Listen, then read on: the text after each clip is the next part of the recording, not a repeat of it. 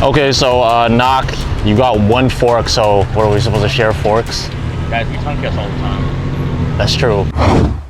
Not bad. What's up, everybody? Welcome to another episode of The Fake Food Show. You already know what it is. It's your host and fellow foodie himself, Evan, right here with you guys. And now recently, my co-host Knock and I were in LA, and we got to check out a bunch of food places, of course. We're not from the area, so it's best we get food recommendations from other people. But there's no person that we trust more with food recommendations than the legend himself, Anthony Bourdain. He taught us about food, but more importantly, he taught us about people and other cultures that are vastly different from yours and mine and ours. Of course, it's June, the same month he tragically passed a few years ago, but it's also the same month as his birthday, June 25th. So what better way to honor him and pay homage than to try out some of the places he loved and showcase it again for you guys? Cause you already know the food is gonna be fire. R.I.P. Anthony Bourdain. Enjoy the video. Alright guys, we're at Sap's Coffee House in the heart of KTown. This was featured on Bourdain's No Reservation show. It's just a small kind of hole-in-the-wall spot, cash only open till 6. They close on Wednesdays, weird hours, just like all mom and pop shops are. I just want to eat where my idol ate, man. I'm excited. Let's go.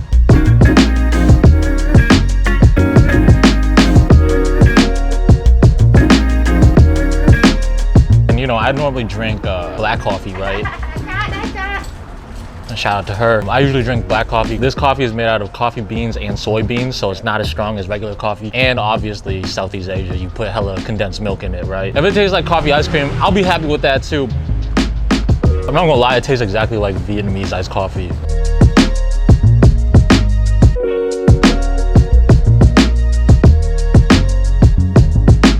We got what Bourdain got, which is Thai boat noodles with everything, right? And they're called boat noodles because usually they're served off of boats like in Thailand. So they have one that's just sliced beef for people that don't like the innards and stuff like that, but we got one with everything, just the fake food show. Even though the food might be fake, feelings are real. How many times do you practice that in the mirror? So it's sliced beef, beef meatballs, beef tendon, tripe. They also have some pork rinds in here and liver too. Livers and onions, you ever see that episode of Doug? Bro, you like be referencing the oldest bro. The broth is actually usually made with blood. So I don't know if this one is, but usually Thai boat noodles are made with blood and like mad herbs. It's not for the faint of heart, you know, but Bourdain, the GOAT, always push people to try shit outside of their comfort zone because that's where the most tasty shit is. For the GOAT, I gotta do it. Not outside your comfort zone to eat some pork though. It is outside of my comfort zone. I'm a halal boy.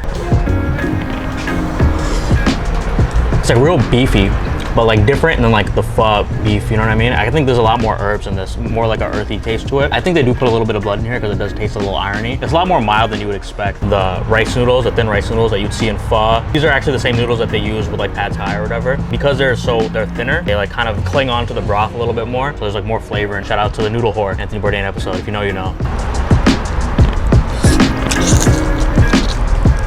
I mess with this more than I mess with pho. And like I'm a big pho guy. I feel like if this was more widely available for me, I'd be eating it more regularly. Tripe and noodles. Usually pho meats are like very thin sliced brisket or whatever, but these are kind of like chunkier slices. You like them thick or you like them thin? Or you like them slim thick? Slim thick. So you like them going to the gym? Thank you. Thank you. And then we also got jade noodles right here. How come we're doing this Bourdain video shoot and you give me the noodle dish that he doesn't get in the video? That's what they're known for. What you got me, Knock? You got me some like char siu pork, a lot of cilantro, some green onions, crab meat, roast duck, roast pork. I was under the impression that we were gonna get noodle soups today. So I'm gonna just mix it all together. Damn, you went all in with the chili. Gotta go big or go home. Bourdain wouldn't want anything otherwise. Appreciate how we in a Thai restaurant and we're not getting pad Thai or pad siu. Leveling up, bro. Even though that stuff is good too, but It's amazing. It's one of my favorite foods. Favorite color's green. Shout out to the Celtics.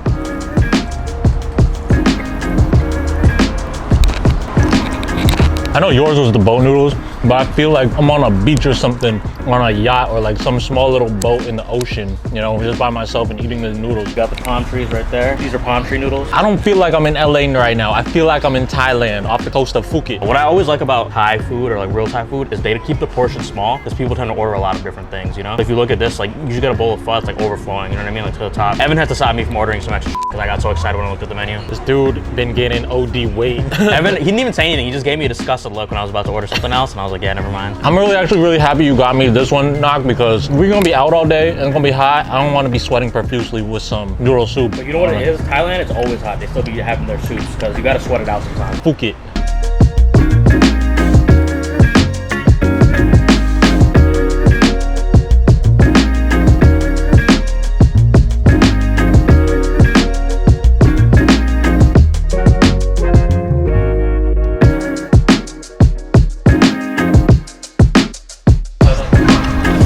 dog, it's gone.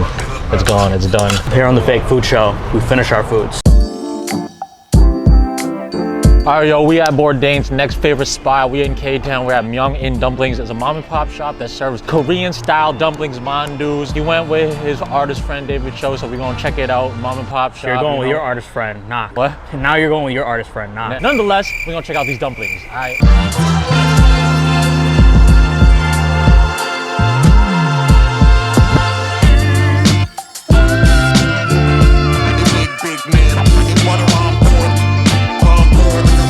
So we're at Taquitos and Dumplings. It's like another one of these gems in the K-Town strip malls. Like I feel like K-Town has the best strip malls in the world. All we got at our strip malls in Boston is like Chipotle. Here they got dumpling spots, they got massage parlors, get a haircut, get some soju. We came to this spot because Bourdain came in his Parts Unknown episode. Obviously it's a dumplings place, so they specialize in dumplings. So we got two different kinds. We got the mandu with pork and kimchi, and then we got big vegetable steamed dumplings. These are huge, these are big dumplings, bro. They, yeah, I don't really know what to say. They are ginormous. Bro, like this is my fist inside for comparison. They got some, I think some wood ear, cabbage. I think got some noodles in here. Kind of smells like kimchi straight up, bro. This is a lot better than I was expecting. I could smell it has like a lot of flavor and seasoning. Go raw bite first, you know, like a raw. Cut that. If that's in the video, I'm gonna kill you. It's solid, bro. I'm not a big fan of vegetarian dumplings. I think this is the best one that I've had. A little drip action. I love dumpling sauces. The acidity cuts through a little bit, add a little bit of spice. I might throw some kimchi on here, you know, just to spice things up a little bit. I haven't always be adding random to this food. Daredevils, a little piece like that. There's like a lot of umami going on with like the mushrooms and like the sesame oil and everything like that. So it doesn't really feel like a vegetable dumpling, honestly, you know? It doesn't like give me that like overly veggie taste. Like it still tastes like really like meaty and earthy.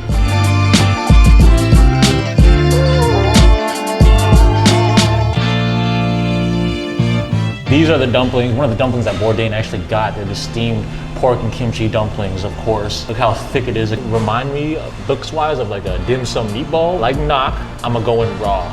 You gotta smell it out first. That kimchi spice is very subtle. Dip it in the sauce. I'm sorry, you poured it on? Yeah, I double dipped it, whatever. Double dipped with pork, bro. I know it already has kimchi, but I'll put another kimchi on top. It's already a little spicy, but add a little more if you want that extra kick. Did I fit all that in my mouth? Okay? Almost, yeah. Almost. I'm not quite there yet. I'm working on it. I'm working on putting more food in my mouth. I'm the one bite king, man. I'm not a pro like you. Thank God on heaven's green earth that Knock can't eat pork because they just hooked it up with some more pork and shrimp shumais, you know. Shao mai in Korean, my bad. Look, it look like money pouches too. In Asian culture, it's supposed to signify something. And you know, Asians, we greedy as shit, so we like money. Ah, it's hot, it's hot, it's hot. All right, you got pork, a bunch of green onions. When I think of money, I think of green onions. I love the texture at the bottom of each dumpling. It's like super bumpy. It's like a prepubescent teenager's face. I'm gonna go in raw. But honestly, I like that dumpling the most because of the simplicity. And you know me, I'm a simple guy, you know. I like just going to movies, long walks on the beach. This is my style, you know. A nice little hole-in-the-wall dumpling spot. Things shaped like money, but money doesn't make happiness, remember that. But dumplings do. You know I'm a dumpling fiend. I search dumplings, I seek dumplings. I don't want to say these are the best dumplings I've ever had, but they're definitely up there. I can see why Bourdain came here.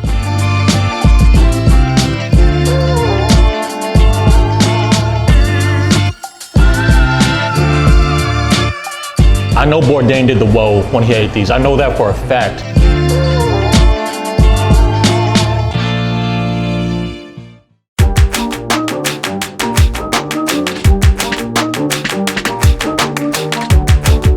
Alright guys, one of the spots that I definitely wanted to check out that Tony Bourdain loved was Taquitos Lindo, which is on Olivera Street. And it's kind of like this Mexican market street kind of situation where they have all these small vendors just right next to each other. You can spend a whole day just walking down that street checking everything out. But Taquitos Lindo is a world famous taquito shop. They've been established in LA since 1934. That's crazy, almost 100 years now. And so they're really famous for their beef taquitos, and they have this crazy green avocado sauce that they put on top.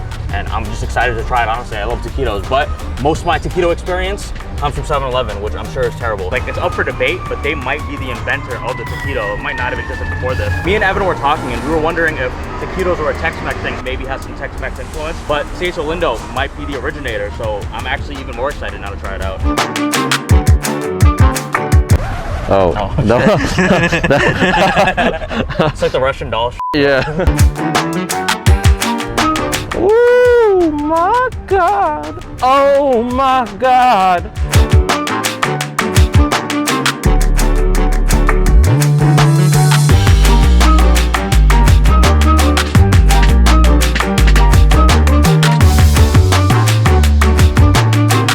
Don't got shit on this, bro. I feel like I have like cataracts removed from my eyes. I can see the world clearly now, you know? This is what a taquito supposed to be like. I feel like I've been missing out my entire life. I feel like I'm seeing color for the first time. So it's a corn tortilla rolled up with beef inside, deep fried. Crazy avocado sauce, bro. It's like addictingly good. And then we got it with the combination, so with some beans and cheese on there too. Everything that you could want all together. Okay, so Knock, you got one fork, so what are we supposed to share forks?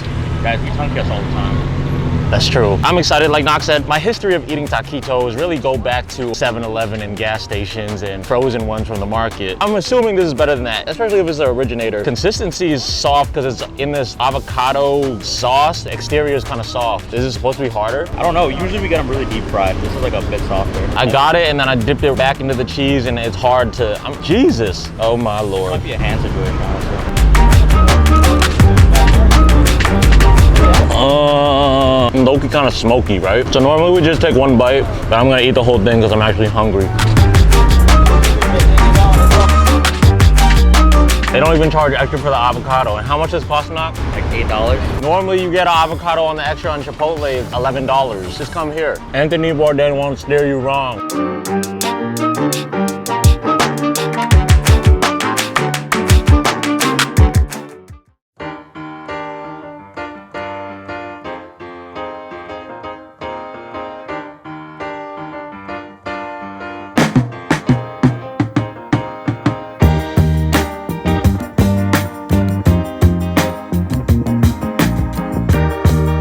All right, so the next spot that Bourdain loved and frequented while he was out in Cali and LA more specifically was, of course, In-N-Out. And he never like went to In-N-Out for a video, right? He just always said he loved In-N-Out. No, he like kind of went there. So he'd always talk about how he loved the In-N-Out by LAX. And as soon as he would land, that would be the first thing on his to-do list as he went to his hotel or whatever. And he'd always talk about how he'd be staying at these nice hotels, but he'd be coming in with a greasy bag of In-N-Out because it was his favorite thing in LA. I feel like you can't be too good for In-N-Out. Yeah, right? Dude, if you were too good for In-N-Out, you're a terrible person. I don't want to be your friend. Yeah, I don't want to be your friend.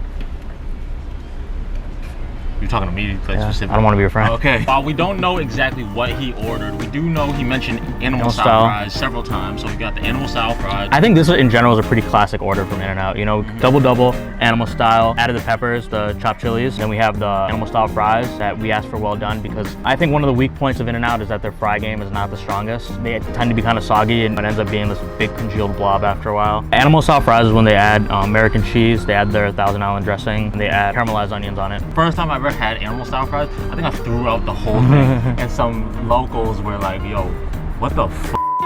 They looked at me like with disgust. This is what happens when you get In-N-Out fries, bro. It turns into this every single time. That's why I don't f with In-N-Out fries. That is exactly why. It's so they're like cardboard, bro. Yeah. Everything we got today was from the secret menu. It's not really secret, but they call it the secret menu. Also for the drinks, Neapolitan shake and root beer float, which is also on the secret menu. We're just secret menu guys, you know? We live double lives. Ask Evan about his girlfriend. Go ahead, try it. It's a secret, right? She don't even know my girlfriend. She don't even know I know her.